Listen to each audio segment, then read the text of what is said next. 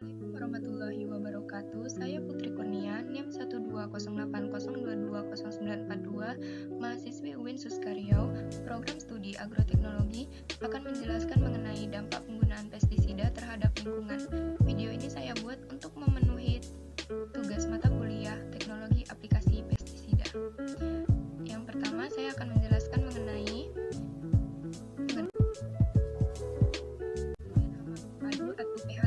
PHT ini adalah suatu konsep atau cara berpikir dalam upaya pengendalian populasi atau tingkat serangan hama dengan menerapkan berbagai teknik pengendalian yang dipadukan dalam satu kesatuan untuk mencegah kerusakan tanaman dan timbulnya kerugian secara ekonomis serta mencegah kerusakan lingkungan dan ekosistem.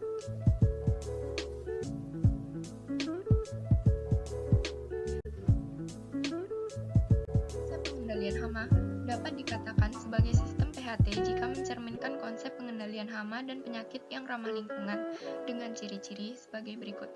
Penerapan sistem pengendalian hama terpadu atau PHT dilakukan secara bersistem, terpadu, dan terkoordinasi dengan baik. Sasarannya adalah produksi dan ekonomi tercapai tanpa merusak lingkungan hidup dan aman bagi kesehatan manusia.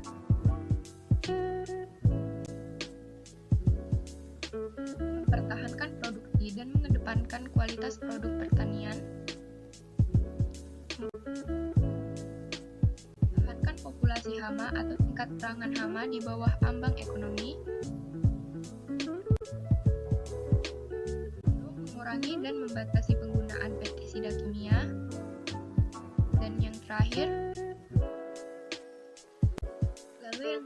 penggunaan pestisida kimia merupakan alternatif terakhir apabila teknik pengendalian yang ramah lingkungan tidak mampu mengatasi pengendalian hama dan penyakit secara kimiawi atau menggunakan pestisida sintetis kimia adalah alternatif terakhir apabila cara-cara pengendalian yang lain tidak mampu mengatasi peningkatan populasi hama yang telah melampaui ambang kendali. Tujuan penggunaan pestisida merupakan koreksi untuk menurunkan populasi hama atau penyakit sampai pada batas keseimbangan. Penggunaan pestisida juga harus tepat sasaran, tepat dosis, dan tepat waktu.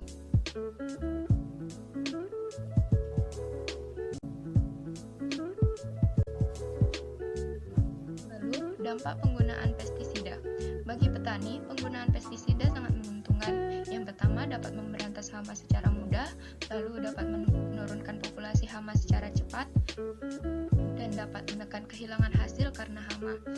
Lalu tidak memerlukan tenaga yang banyak, serta tidak memerlukan waktu dan biaya yang begitu besar. Tanpa pestisida, tanaman yang dihasilkan tidak begitu memuaskan dan hasil produksinya kurang karena mereka sudah tergantung pada pestisida.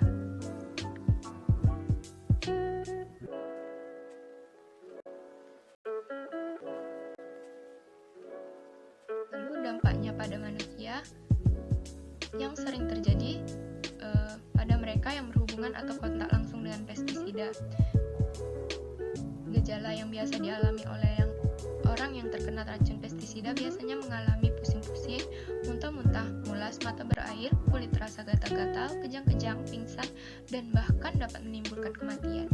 Sedangkan penggunaan pestisida secara tidak langsung dapat menimbulkan penyakit kanker pada tubuh, kerusakan genetik pada generasi akan datang, kemandulan, dan kelahiran anak cacat dari ibu yang terkena racun pada saat mengandung. Walaupun jangka waktunya lama, bisa berbulan-bulan bahkan tahunan jika dibandingkan dengan kontak langsung, tetap pestisida kimia sangat berbahaya bagi tubuh manusia. Hal ini disebabkan karena beberapa faktor, yaitu kurangnya pengetahuan dalam penggunaan pestisida, tidak tepat sasaran, tidak tepat waktu, dosis yang digunakan tidak sesuai dengan anjuran, kurangnya pengetahuan dalam hal perlindungan dari pengguna pestisida.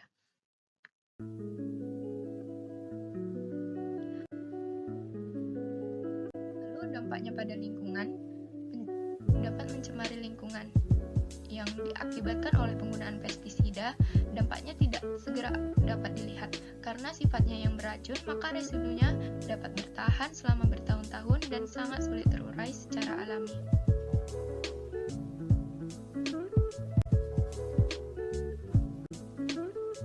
Lalu dari pencemaran lingkungan ini, pestisida dapat mencemari tanah karena penggunaan pestisida berlebihan. Penggunaan pestisida yang berlebihan akan mengakibatkan pH tanah Selain itu, kandungan pestisida yang beracun akan mengendap di tanah dan berbahaya jika terjadi kontaminasi dengan manusia. Lalu, pencemarannya di udara. Pestisida berkontribusi pada polusi udara ketika disemprotkan melalui pesawat terbang. Pestisida dapat tersuspensi di udara sebagai partikulat yang terbawa oleh angin ke area selain target dan mengontaminasinya. Lalu, pencemaran pada air. Air yang terkontaminasi pestisida menjadi ancaman besar bagi kehidupan akuatik. Itu bisa mempengaruhi tanaman air, menurunkan oksigen terlarut dalam air, dan dapat menyebabkan fisiologis dan perubahan perilaku dalam populasi ikan. Lalu, pestisida masa depan. Pestisida masa depan haruslah ramah lingkungan. Contohnya, penggunaan biopestisida. Biopestisida merupakan pestisida yang berasal dari bahan organik. Lalu, supaya efektif, digunakan nanoteknologi dalam pembuatan biopestisida. Nanoteknologi adalah manipulasi materi pada skala atomik dan skala molekular. Nanobiopestisida merupakan teknologi pestisida yang terdiri atas partikel kecil atau struktur kecil dari bahan aktif yang berfungsi sebagai biopestisida. Pengendalian hama dan penyakit tanaman dengan menggunakan nanobiopestisida akan lebih efektif. Dengan penggunaan nanoteknologi, maka efektivitas biopestisida akan lebih tinggi, biaya lebih murah, dan lebih efisien saat penggunaannya. Lalu yang kedua, pengaplikasian pestisida menggunakan drone sprayer. Drone sprayer adalah pesawat nirawak yang berfungsi untuk menyemprotkan pestisida yang bertujuan membasmi organisme pengganggu tanaman. Drone ini juga mampu bekerja mandiri sesuai pola yang diinginkan. Pola ini dibuat menggunakan perangkat Android dan dipandu dengan GPS. Drone biasanya mempunyai kapasitas muat sekitar 20 liter. Kecepatan semprotnya 3 km per jam dengan ketinggian 1,5 sampai 2 meter dari permukaan tanah. Lebar kerja 4 meter sehingga akan diperoleh kapasitas kerja 1,2 hektar per jam atau 0,83 jam per hektar. Dosis penyemprotan dapat diatur sesuai kebutuhan dengan cara mengatur bukaan nozzle penyemprotan. Demikian yang dapat saya sampaikan.